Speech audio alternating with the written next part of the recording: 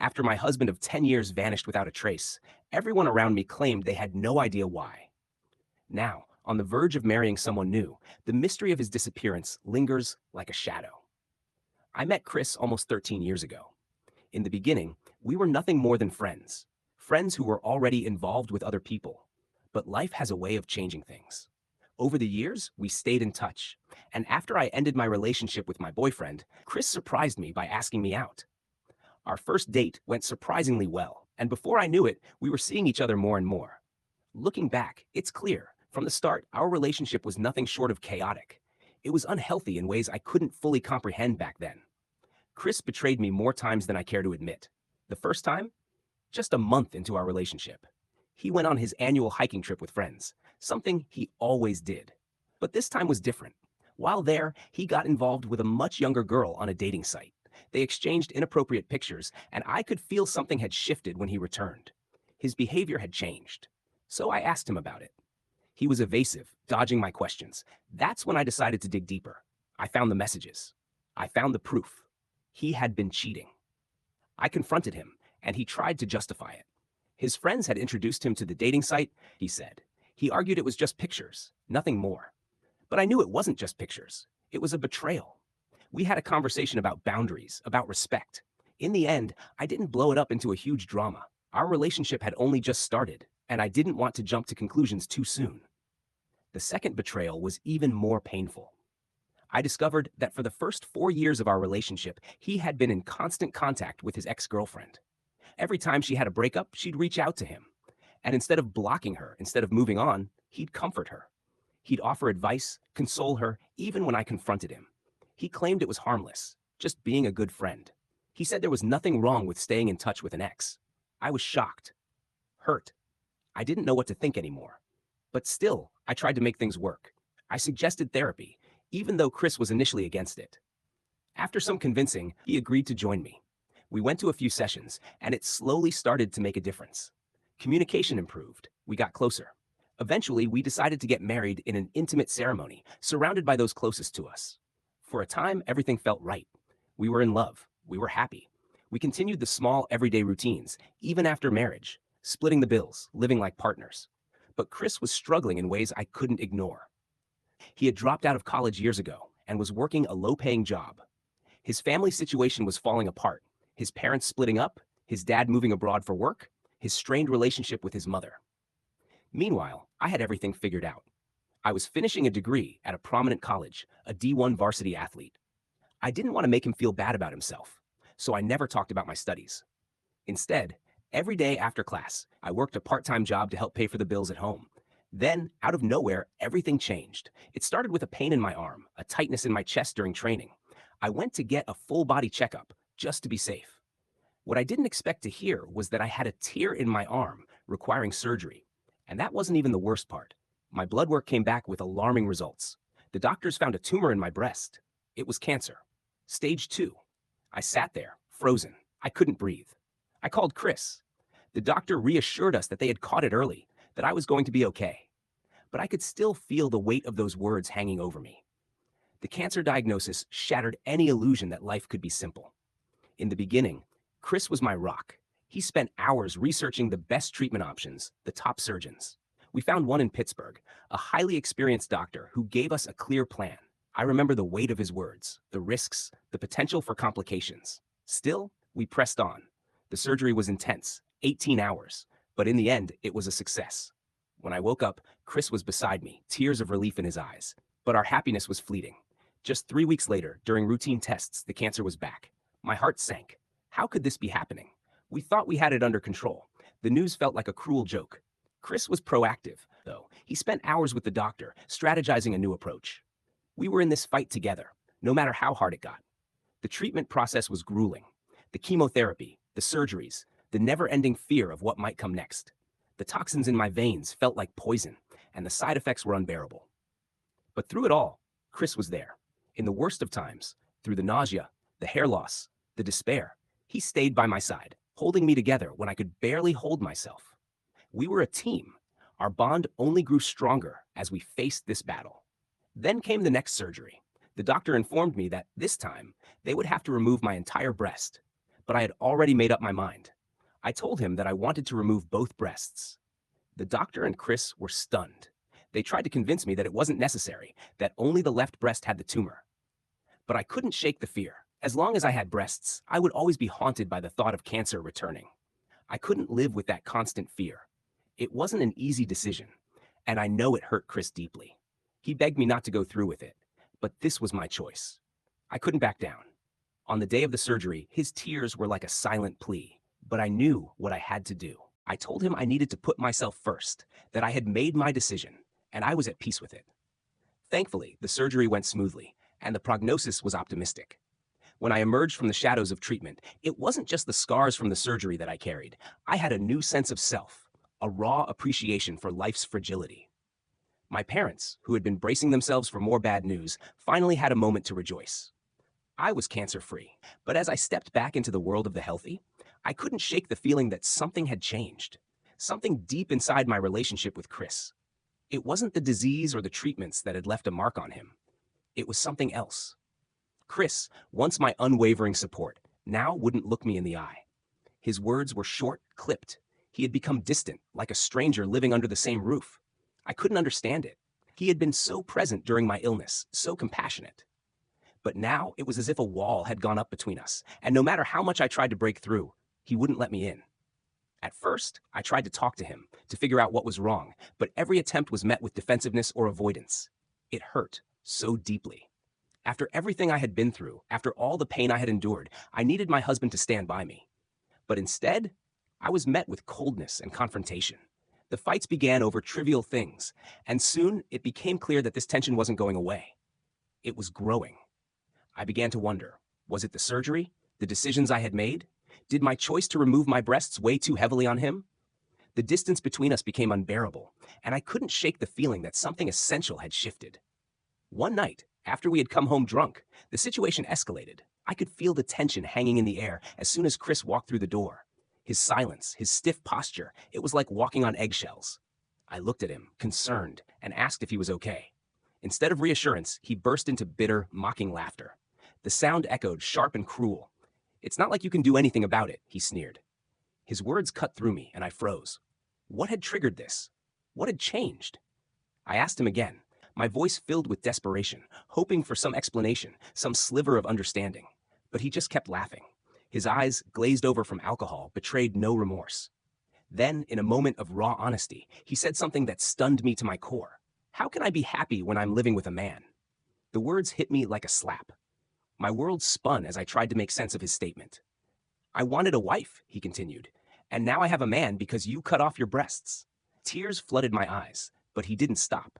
He told me he hated seeing me since the surgery, that he wasn't attracted to me anymore. I was crushed. In that moment, I realized the man I had turned to for support during my darkest hours now saw me as something different, something less. Despite the tears, despite the pain, I tried to explain myself. I told him I had no choice, that cancer was dangerous, that I couldn't risk going through that again. I was lucky to be alive, but I couldn't live with the fear of cancer returning. His response was brutal. He yelled at me, telling me that removing my breasts had made me ugly. The weight of his words was suffocating. I couldn't breathe. The scars on my body were not just physical. They were a painful reminder of the emotional wounds left by the man I had trusted to stand by me. That night was worse than the night I was told I had cancer. While Chris passed out on the couch, I lay alone in our bed. Now, knowing that my own husband didn't like me after everything, I was terrified. Terrified that I had lost him for good. I couldn't sleep. The silence of our home was deafening. My mind raced, my heart heavy. I tossed and turned, but sleep wouldn't come. Finally, in the early hours of the morning, my exhausted body gave in. But when I woke, everything had changed. The morning after the confrontation was a blur of confusion and pain. I woke up, hoping it was all just a nightmare. I searched the house for him, calling his name, desperate for a sign that the words from last night hadn't been real. But there was no response. I descended the stairs, only to find the house empty, eerily silent. The couch where he had been the night before was vacant. Panic clawed at me, and I rushed through every room, hoping, praying that he would be there, that we could somehow make sense of the wreckage. That's when I saw it. A sticky note on the fridge. My heart dropped as I read the words, "I'm done with you." The world around me felt like it was spinning out of control. I tried calling him over and over, but there was no answer. His things were gone. His car was gone. He had disappeared. A sickening realization settled over me. He was gone. He had left, without a trace. I was numb, lost in a haze of disbelief. I called his parents, but they too were just as confused, as shocked as I was. They had no idea where he was or what had happened between us. I reached out to my parents, and they rushed to my side. I told them everything: the cruelty, the heartbreak, the strange, sudden departure. My father was livid, furious that Chris had called me a man. My mother, on the other hand, kept calling Chris, searching the house for any clue, any sign. But nothing. When his parents arrived, they were equally concerned. They had heard the panic in my voice and thought it was best to check on me. We were all frantic, lost in the chaos of this new reality. But no matter how hard we tried to make sense of it, the void remained. The person I had built my life around was gone. I couldn't function. The pain was unbearable. And the uncertainty? Worse than anything I had ever faced. I went to the station and filed a police report, but the officers explained there was little they could do. He was an adult, had packed his belongings, and left voluntarily. It was clear now. He had left me. Returning home that night felt like stepping into an empty shell. Our house, once full of life, now echoed with the painful silence of abandonment. Days stretched into nights, and I cried for hours, hoping against hope that he would return. I kept waiting, clinging to a fragile thread of hope, expecting him to come back through the door, ready to apologize, ready to explain. The house, which once hummed with the sound of our shared life, now felt utterly desolate, an empty shell. It was as if the walls themselves had lost their vibrancy. I told myself that this had to be a misunderstanding. Maybe, just maybe, he would return and make everything right. So I called his number, over and over. Each unanswered ring felt like a dagger, twisting deeper, my heart sinking with every failed attempt to reach him. It was as though he had disappeared, leaving behind nothing but an aching void that no tears could fill. My parents, sensing my despair, made the decision to stay with me for a few days. But the distance between my house and my father's work made it difficult for him to stay long.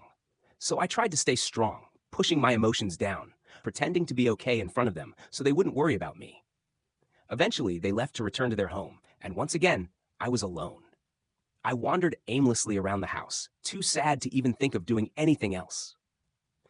The days that followed were a blur, an overwhelming mix of confusion, grief, and an insatiable longing for answers that always seemed just out of reach. How could my husband of 10 years simply vanish? How could he leave me without any explanation? I couldn't wrap my mind around it. I felt lost, unmoored from everything that once anchored me. But eventually, I came to a decision. As much as I was grieving, I knew I needed to move forward. I needed to reclaim my life. So I threw myself into my studies, enrolling in online college classes. I was determined to graduate. There were many therapy sessions, many tears, and more breakdowns than I care to admit. But I kept pushing, kept moving, step by step. I even went on a few dates with men who expressed interest in me. But it was impossible to shake my thoughts of my missing husband. His absence haunted every attempt at moving on. But over time, I grew stronger. Therapy helped. I worked hard on myself, building my resilience and learning to heal. I eventually graduated with 2 degrees and secured a great job, proof that I could survive, no matter the pain. Then, I met Paul. He was a client of mine, and at first, I wasn't looking for anything beyond a professional relationship. But as we worked together, there was a quiet, undeniable attraction between us. When our contract ended, he surprised me by asking me out. I was flattered, but initially, I hesitated. I wasn't looking to date anyone, but Paul wouldn't take no for an answer. He insisted we at least meet for coffee. That coffee turned out to be a turning point in my life. We talked about everything: our pasts, our dreams, the struggles we'd faced. It was refreshing to be around someone who truly listened, who didn't judge me. And in that conversation, I felt something shift inside me, a connection that had been missing for so long. Slowly, Paul became my support, my strength. He helped me begin to move beyond the pain I had carried for so long. Through laughter, shared dreams, and moments of vulnerability, our friendship blossomed into something deeper. I realized that there could be a future with him. Paul's kindness, his understanding, and his genuine care made me feel safe in a way I hadn't felt in years. With his encouragement, I kept going to therapy, continuing the difficult journey of addressing the scars, both physical and emotional, that remained. It wasn't easy, but his support made the path less daunting. It wasn't long before I realized I was falling in love with him. I remember the moment I came to this realization. The guilt I felt was overwhelming. I picked up the phone and called my mother, unable to hold back the tears. She comforted me, assuring me that seeking happiness wasn't wrong, especially considering my husband's absence and the years without any contact. Taking my mother's advice to heart, I knew it was time to face the reality of my marriage. I reached out to my husband's family, who had always supported me, and we had a tearful conversation. I explained that I had made the difficult decision to divorce my missing husband. They understood. They had seen the pain I had endured and knew this step was necessary for my own well-being. I met with a lawyer to navigate the legal process of divorcing someone who had been absent for so long. The lawyer explained a concept I had never heard of before: default divorce. It was a way to end a marriage when one party has essentially disappeared for years. It was a necessary formality, a way to officially close the door on this chapter of my life. It took some time, but eventually I was legally divorced. It was done. But the strange thing was, I didn't know how to feel. On one hand, I was free, legally single for the first time in years. But on the other hand, there was a lingering guilt, a shadow of what I had left behind. Despite this, I focused on my career, on rebuilding my life, and on the relationship with Paul. He had been a constant source of support throughout all of this, and over the past year or so, we had grown closer and closer. Paul was different from anyone I had ever known. He made me laugh in a way that reached deep into my soul. His love was raw and unwavering, and he never hesitated to show me how much he cared. In Paul, I found a partner who embraced me, scars and all. My parents, who had been through the highs and lows with me, adored him as well. When Paul proposed to me 3 months ago, I was overwhelmed with joy. It was a moment that felt like the culmination of everything we had built together: the love, the laughter, the support. As he got down on one knee, my heart raced with excitement, and tears of happiness filled my eyes. Saying yes felt like not just an affirmation of love, but a triumph over everything I had endured in the past. I couldn't wait to spend the rest of my life with him. The engagement ring sparkled on my finger, and I couldn't contain my excitement. I immediately called my parents to share the wonderful news. Their joy mirrored mine, and we celebrated the upcoming union with laughter and tears. Paul and I wasted no time in planning our wedding. Every detail, from the venue to the guest list, became a shared endeavor. We were excited about building a life together. Today, on the morning of our wedding, I should be the happiest I've ever been. And yet, here I am, sitting in the washroom, tears streaming down my face as I type this. The morning started like any other wedding morning. I spent the night at my parents' house, following the tradition that the bride and groom shouldn't see each other before the ceremony. My mom, my bridesmaids, and I got ready at the house, and we made our way to the venue. While I was busy with photos, something caught my eye. My ex-husband's mother had entered the venue. She looked around and locked eyes with me. I offered a polite smile, and she waved back. Then she walked over to my mother and whispered something to her. I watched them head to a corner, furiously whispering. 10 minutes later, my mother approached me during the photo shoot, telling me that she urgently needed to speak with me. Something was wrong. I could feel it in my bones. I excused myself, telling everyone I needed a touch-up, and followed my mother to a private room. As she locked the door behind us, I asked, "What's going on?" My heart pounded in my chest, fear creeping into every fiber of my being.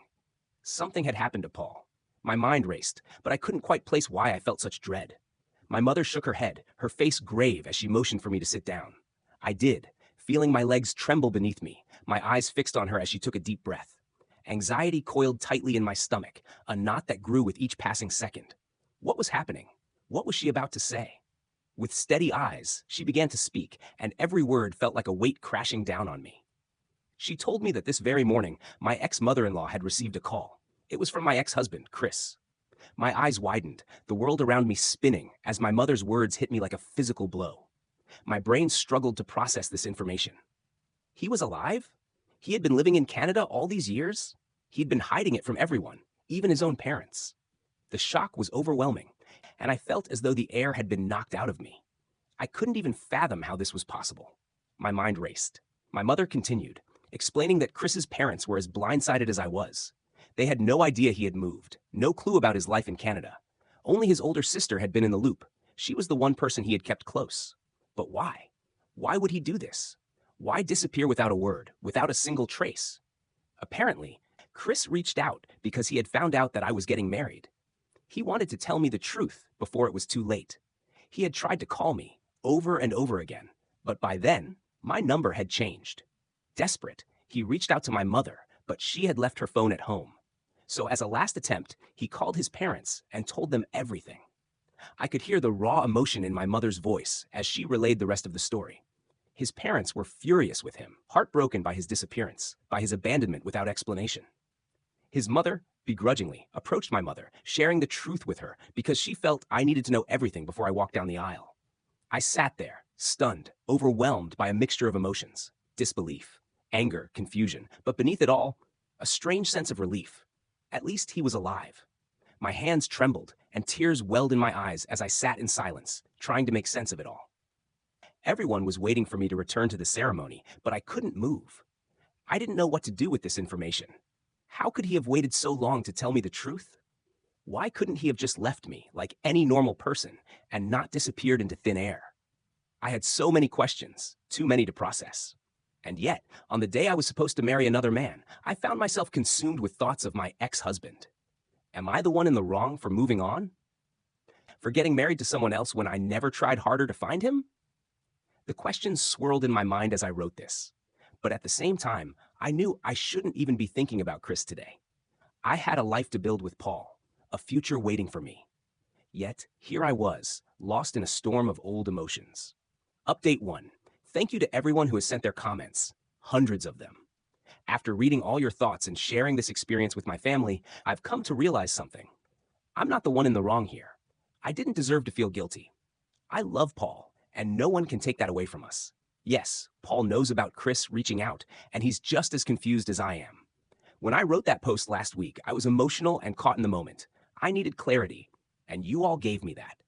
After talking with my family and reflecting, I now know that I don't have to feel guilty for moving on. I'm happy with Paul, and we're building a healthier relationship together. Update 2. It's been a month since my last update, and nothing from Chris. No contact, no apologies, until one day, out of nowhere, I received an email from him. His message was full of excuses, justifications for his actions, trying to explain himself. I stared at the screen in disbelief as I read his words. I want to start by saying that I owe you a sincere apology for disappearing from your life without any explanation or closure.